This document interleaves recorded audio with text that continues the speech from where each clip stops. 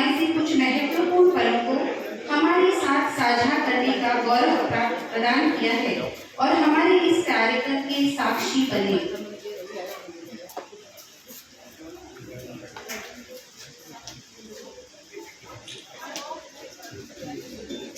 गायन दिएगा एक गीत गाने धन्यास सुनते भारत भूमि भागे स्वर्गा पवना स्वर हेतु भूते भवन्ति भूवे पुरुषो सुरद्वार। अर्थात निश्चित ही हमारे स्वर्ग के देवता भी इस भारत भूमि की प्रशंसा के गीत गाते हैं। हिंदी माध्यम में प्राचार्य योगिता जी व्यास और अंग्रेजी माध्यम में श्रीमती प्रतिभा जी चावड़ा और उप प्राचार्य श्रीमती रचना गुप्ता।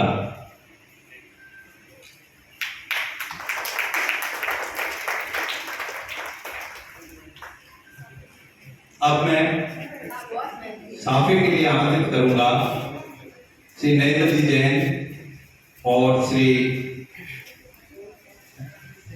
सोमदत्त जी मेहता वो आए और साफा फैलाकर माननीय मंत्री जी का जो पारंपरिक अपना स्वागत है उसको शुरुआत करें।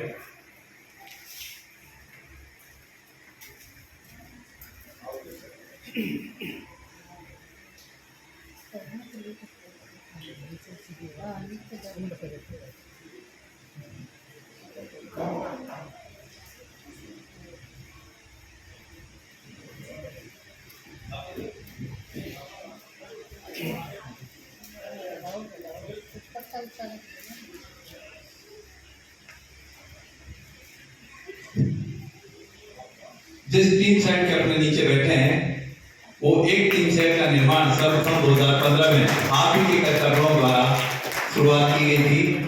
सर्वप्रथम इस टीम सेट की निर्माण आप ही ने परिचालना की और उसके जो आगे वाला जो टीम सेट है तो इसके बराबर में वो जिला उद्योग संघ के अध्यक्ष माननीय टीपी 25 जी के कर्मचारियों से मैं प्राप्त हुआ जिसका उद्घाटन अभी थोड़ा होना है क्योंकि नीचे फर्श वगैरह बनना है। अब मैं आमंत्रित करूंगा श्रीमती रचना मैम से वो आए और अपनी बात रखें। श्रीमती रचना मैम।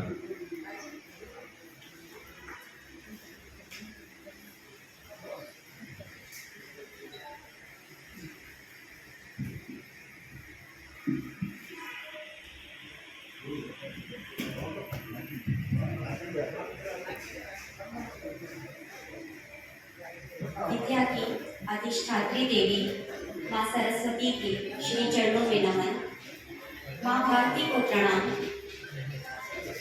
मंत्री महोदय, सम्मानित मंच, उपस्थित प्रबुद्धजन एवं शाला परिवार, आप सभी का आज के कार्यक्रम में स्वागत, हार्दिक अभिनंदन।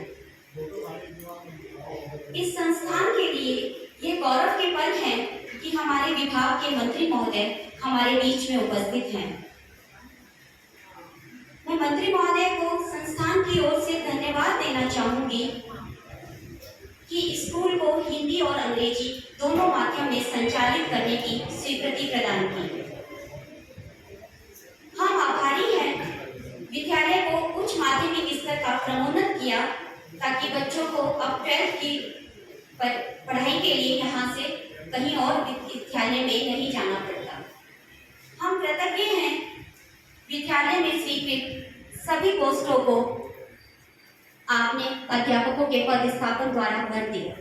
इस सभी कार्यों के लिए यह विद्यालय परिवार और विद्यार्थियों और अभिभावकों की तरफ से आपका हार्दिक आभार। हमारा यह अखंड भारत जैसा स्कूल, अखंड भारत क्योंकि हमारे विद्यालय में न केवल राजस्थान बल्कि बंगाल, बिहार, उत्तर प्रदेश, उत्तराखंड, आसाम, यहाँ तक कि नेपाल और कुछ बच्चे तो बांग्लादेश के भी अध्ययन करते हैं। यह सत्र शुरू हुआ था जून में और हमें उम्मीद नहीं थी, लेकिन 26 जून को एक आदेश आया और हमारा विद्यालय अंग्रेजी माध्यम में रूपांतरित कर दिया गया। हम खुश थे कि हमारे विद्यार्थियों को भी अब अंग्रेजी माध्यम में राजकीय विद्यालय में शिक्षा मिलेगी, जिस शिक्षा के लिए उन्हें निजी विद्यालय में मोटी फीस देकर पढ़ना पड़ता था।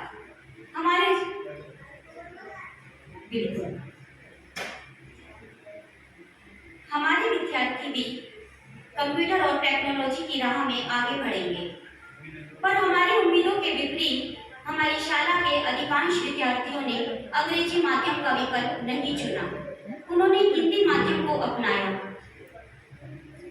और ये मुश्किल हो गया था क्योंकि विद्यालय से 3 किलोमीटर की परिधि में कोई भी मिडिल और सेकेंडरी सीनियर सेकेंडरी स्कूल नहीं था। जब मंत्री महोदय के संज्ञान में ये बात लाई गई तब आपने तुरंत ही आश्वासन दिया था कि इस क्षेत्र का कोई भी विद्यार्थी शिक्षा से वंचित नहीं रहेगा, ना ही उसे अपने घर से अधिक दूर विद्या के लिए जाना पड़ेगा। और इस तरह से आपके आश्वासन और उच्च अधिकारियों के सहयोग से 3 महीने तक इसी परिसर में एक ही पारी में और केवल हिंदी माध्यम के स्टाफ के साथ दोनों माध्यम के विद्यार्थियों को अध्ययन करवाया। और आपके आश्वासन, प्रयासों और आपकी संवेदनशीलता से 8 अक्टूबर को हमें वो आदेश प्राप्त हुआ जिसमें यह था कि विद्यालय 2 पारी में अंग्रेजी व हिंदी दोनों माध्यमों में संचालित किया जाएगा।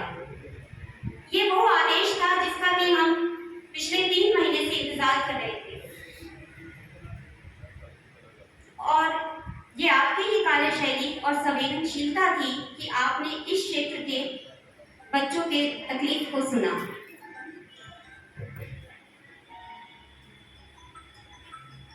और जब ये बात आपके ध्यान में आई तो आपने यहाँ से 1 किलोमीटर दूर प्राथमिक विद्यालय खान कॉलोनी को भी उच्च प्राथमिक में क्रमोन्नत कर दिया और अभी कुछ ही समय पहले यहाँ से 500 मीटर की दूरी पर स्थित प्राथमिक विद्यालय अंबेडकर कॉलोनी को भी उच्च प्राथमिक में क्रमोन्नत कर दिया।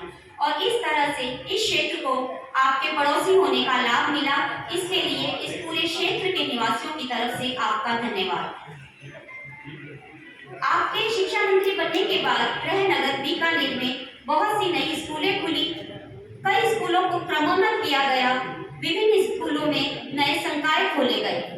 पार्क उद्घाटन उसमें आपने किया, उस समय आपने घोषणा की कि निश्चित रूप से विद्यालय में 4 कमरे बढ़ेंगे, तो निश्चित रूप से आने वाले सत्र से पूर्व ये घोषणा पूरी होगी, ऐसा मेरा विश्वास है। अब मैं माननीय विनोद जी से निवेदन करूंगा वो आए और अपनी बात रखें।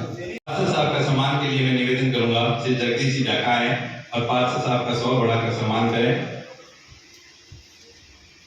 एक अन्य पार्षद और हैं हमारे बीच महिला श्रीमती अंजना जी, जिनका सहयोग हमें समय समय पर मिलता रहा, उनके लिए मैं निवेदन करूंगा श्रीमती उर्मिला जी विष्णु आए और उनका स्वागत सत्कार करें। इसी क्रम में हमारे क्षेत्र के स्थानीय पार्षद श्री पुनीत जी शर्मा से भी मैं निवेदन करूंगा कि वो मंच के पास आए और अपनी बात संक्षिप्त में रखते हुए अपनी भावनाओं को प्रकट करें। क्योंकि समय सीमा कम है, इसलिए जहां तक हो सकता है सभी का सहयोग मिले, सबका सम्मान हो, सबकी बात रहे, यह कोशिश है।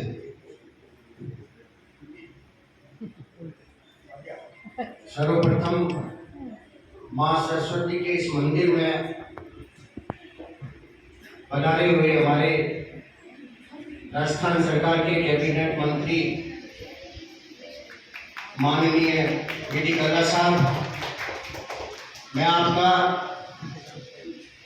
स्थानीय पार्षद होने के नाते समस्त वार्ड की ओर से, समस्त क्षेत्र की ओर से बहुत हार्दिक स्वागत करता हूं कि आपने बहुत व्यस्त अपना शेड्यूल होते हुए भी यहाँ पे पधारने का जो हमें समय दिया है उसके लिए बहुत बहुत आपका आभार और साधुवाद। शिक्षा क्षेत्र में बीकानेर के विकास के लिए कोई कसर नहीं छोड़ी। आपको बता दें कि बीकानेर की सबसे ज्यादा महात्मा गांधी विद्यालय जो 2 पारियों में संचालित है, महात्मा गांधी दिल्ली में, बीकानेर में सर्वाधिक ये 2 पारियों में संचालित आपकी स्वीकृति के कारण से हुआ। इसी प्रकार खेल के दृष्टि से देखें तो खेल मैदान, स्पोर्ट्स कॉम्प्लेक्स जो बनना चाहिए स्पोर्ट्स स्कूल में, उसमें भी आपने सहयोग किया। करने स्टेडियम में भी आपने सहयोग, आपके मार्गदर्शन से वो सहयोग मिला। तो निश्चित रूप से शिक्षा, खेल और संस्कृति, आपने अभी संस्कृत विद्यालय में जो एक डिप्टी डायरेक्टर कार्यालय है उसको खुलवाने में आपका मेहनती प्रयास रहा और स्वीकृति के कारण से वह भी खुलने की स्थिति में शायद आ गया है। इसी प्रकार जॉइंट डायरेक्टर का जो शिक्षा विभाग का दफ्तर है वो चूंकि चूरू से संचालित होता था, वो आप बीकानेर से हो रहा है। उसमें भी आपका जिद और आपकी मेहनत, आपका प्रयास, आपकी स्वीकृति और आपका मंतव्य स्पष्ट रहा, जिसका परिणाम हमें आज सभी शिक्षकों को देखने को मिल रहा है। अब मैं निवेदन करूंगा माननीय शिक्षा मंत्री महोदय से कि वो आए और अपनी बात रखें। निश्चित रूप से हमारे एक सौभाग्य के हमारे विद्यालय में हमारे शिक्षा मंत्री हमारे बीच पधारे हैं।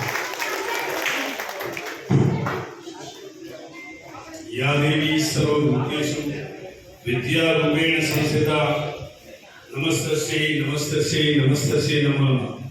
माँ शारदा के चरणों में नमन करते हुए मैं अपनी बात प्रारंभ करता हूँ। हमारे बीच में जिला शिक्षा अधिकारी श्री सुरेंद्र सिंह जी भाटी,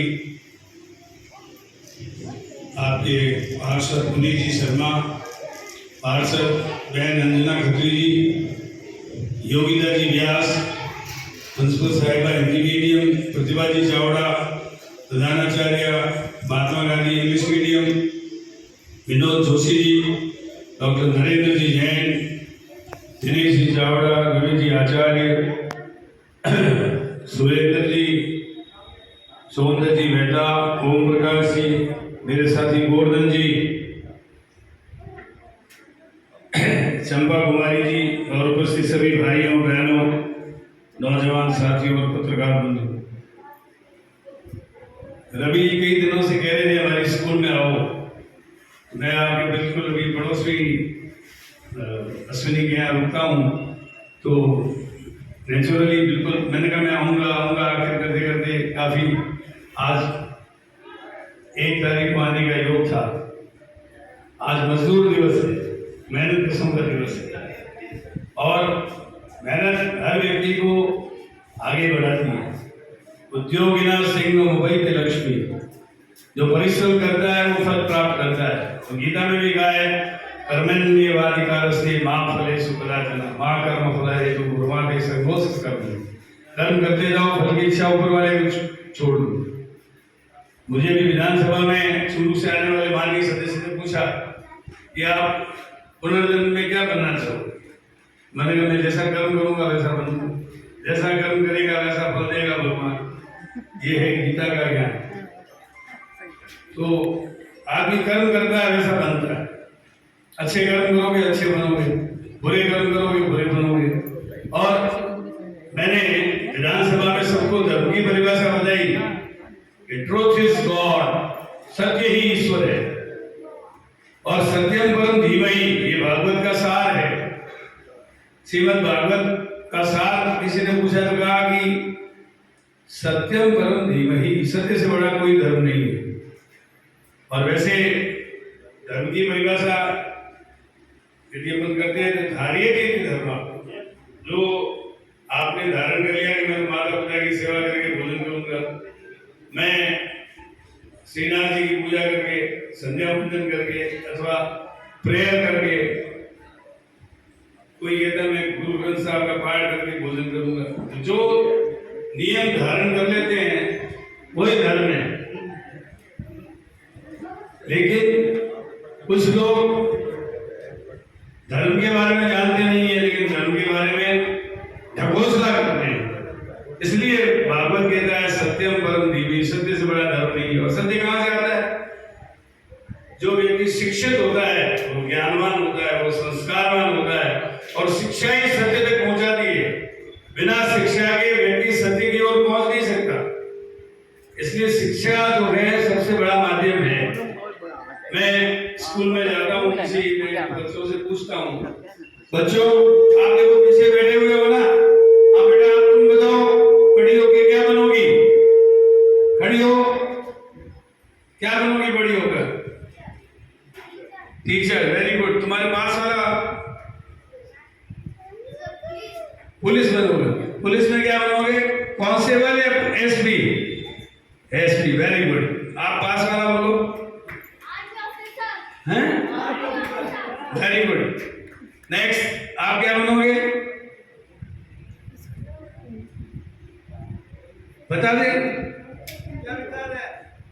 क्या बनोगे बड़े होकर? इसने भी सोचा नहीं। चलो इसके पीछे वाला बताओ, आप बताओ। पीछे पीछे, हाँ, पुलिस ऑफिसर, वेरी गुड।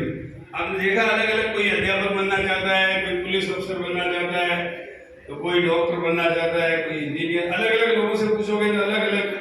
कोई स्पोर्ट्स में रुचि रखेगा तो वो कहेगा मैं विराट कोहली बनूंगा और सेंचुरी मारूंगा। तो ये सब बच्चों की भावना होती है। अभिभावक भी चाहते हैं हमारे बच्चे हमसे आगे बढ़े, गुरु भी चाहता है हमारे शिष्य हमसे आगे बढ़े। लेकिन बनेगा कब? जब अच्छी तालीम लेगा। बिना तालीम के आदमी बुद्धू बन सकता है, अच्छा नागरिक नहीं बन सकता, अच्छा संस्कारवान नहीं बन सकता, और वो ज्ञानवान नहीं बन सकता। शिक्षा व्यक्ति को अंधेरे से प्रकाश की ओर ले जाती है। विद्या ददाति विनयम, विद्या विनयेन शोभते। विद्या विनयशीलता प्रदान करती है और विनयशील व्यक्ति को विद्या शोभा देती है। इसलिए हम ये शिक्षा के जो मंदिर बना रहे हैं, इसमें हमारी ये कोशिश रहती है कि इससे बच्चे अपने जो भी लक्ष्य हैं उस लक्ष्य को निर्धारित करके आगे बढ़े। मैं इस अवसर पर आप लोगों से कहना चाहता हूँ, मैंने कुछ नहीं किया। गीता में लिखा है निमित्त मात्रम भव सत्य साचिव। किसी अच्छे काम के लिए भगवान किसी व्यक्ति को निमित्त बनाता है, तो मैं तो निमित्त मात्र हूँ। ये जो डबल शिफ्ट में हुआ है अथवा अम्बेडकर कॉलोनी में, खान कॉलोनी में जो मिडिल स्कूल बने हैं, ये सब प्रभु ने मेरे पे कृपा की है। मेरे हाथ में कलम दी है, मैं कलम चला लेता हूँ, लेकिन करने वाला ऊपर वाला है।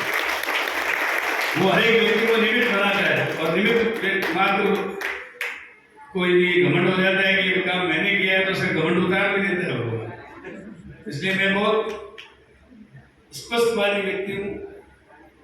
मैं भामाशाहों से कहना चाहूँगा, खास तौर से आप लोगों ने यहाँ पर खूब काम किया है। 4 कमरे तो मैंने पीएबी में भेज रखे हैं, उम्मीद है कि उसकी स्वीकृति आ जाएगी और पीएबी से ये 4 कमरे यहाँ पर बन जाएंगे, ताकि आप लोगों को भी 4 कमरे अपनी तरफ से बनाने चाहिए। फिर मेरा क्षेत्र होता तो मैं 15-20 लाख रुपए अपने कोटे से दे देता, लेकिन मेरी मजबूरी है कि मैं यहाँ पर अपना विधायक कोटा नहीं कर सकता। सिद्धि भाई साहब के पास में बहुत पैसे पड़े हैं, आप लोगों को जाना चाहिए। कभी मिलेगी तो मैं भी कह दूंगा।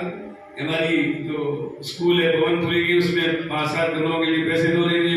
पैसे जो है भी नवंबर-दिसंबर के बाद खत्म हो जाएंगे, इसलिए कोटा यही रह जाए। हमारे जीजा जी बीकानेर से विधायक थे, वो 3 करोड़ 14 लाख रुपए छोड़ गए। उनके खाता का पैसा खर्च ही नहीं हुआ, बीकानेर इतना पैसा बच गया। तो बचा हुआ पैसा क्या काम था? इसलिए अच्छा है कि आपको यहाँ पे खर्च करना चाहिए। और सिद्धि भाई साहब यदि 20 लाख रुपए दे देते तो 5-6 कमरे उससे भी बन सकते हैं। आप कहना मेरे को कभी मिल गई तो मैं भी असेंबली में कहूँगा। असेंबली में से कम आती है वो, ईद के चांद की तरह है वो। तो कहने का तात्पर्य मेरा ये है कि आप लोग जो है प्रयास करेंगे तो स्कूल आगे बढ़ेगा। और निश्चित रूप से मैं चाहता हूँ कि यहाँ के बच्चे, जैसे विवेकानंद जी ने कहा था, awake arise and stop not till the goal is reached. उठो, जागो और तब तक मत रुको जब तक लक्ष्य की प्राप्ति न हो। लक्ष्य क्या है?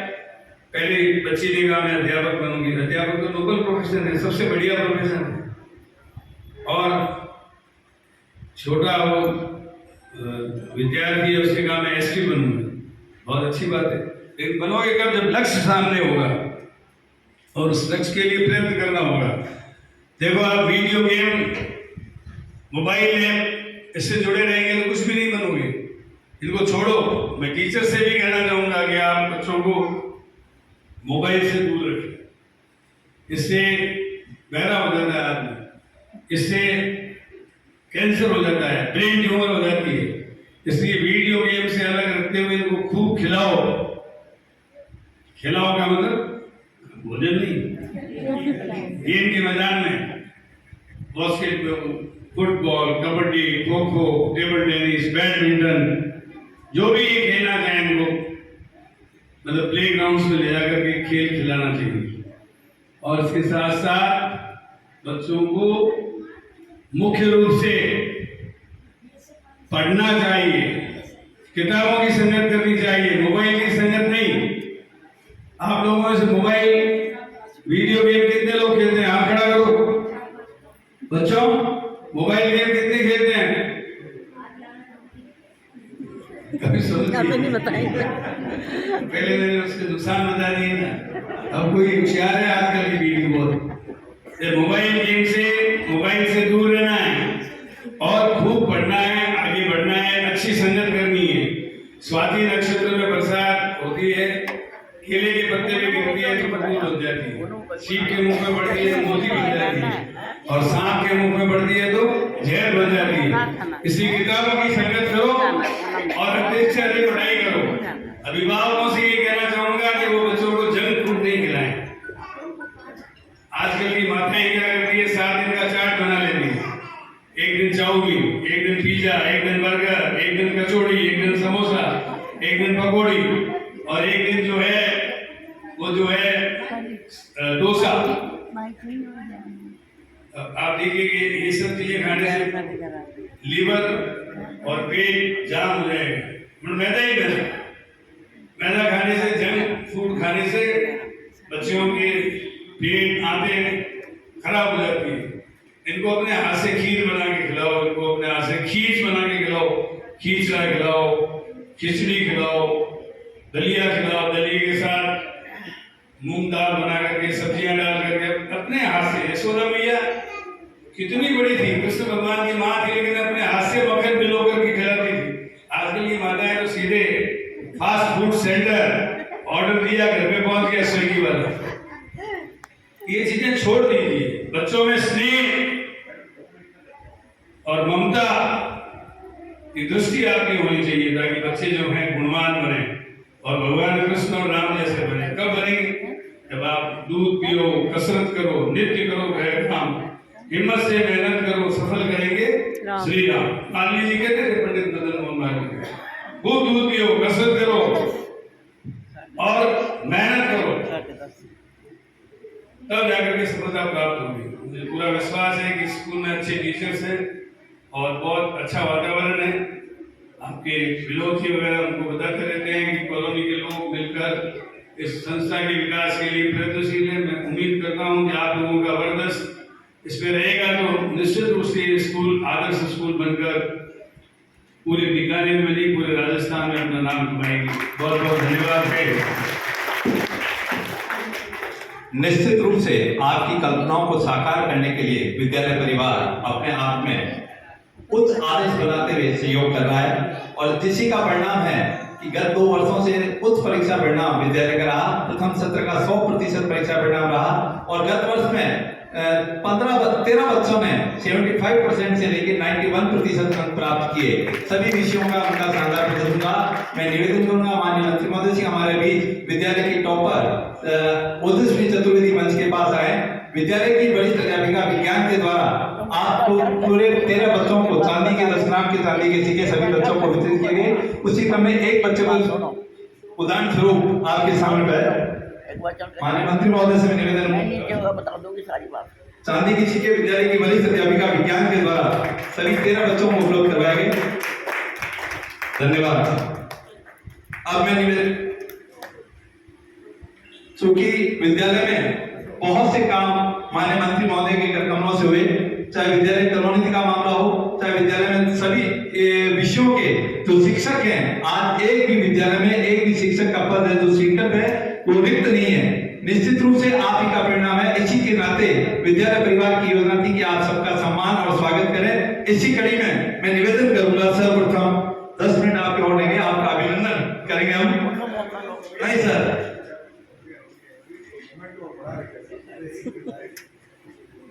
श्री गोवर्धन जी शर्मा बाबा बिल्डर्स, श्री सोम प्रकाश जी मेहता, श्री विनोद जी और श्री राजकुमार जी जुनेजा मंच के पास आए और आप स्मृति चिन्ह देकर सम्मान करें।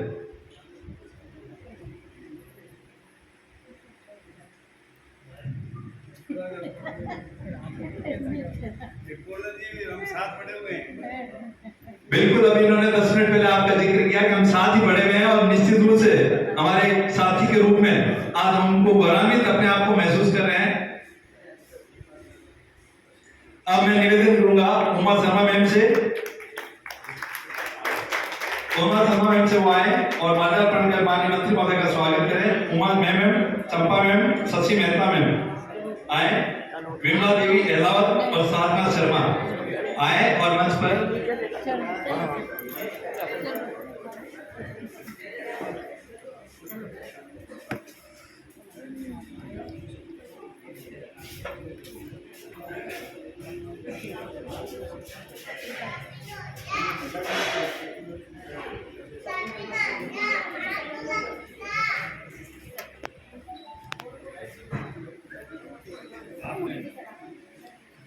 श्री कन्हैयालाल जी सोनी, अजय जी गुप्ता, राजकुमार जी जुनेद आए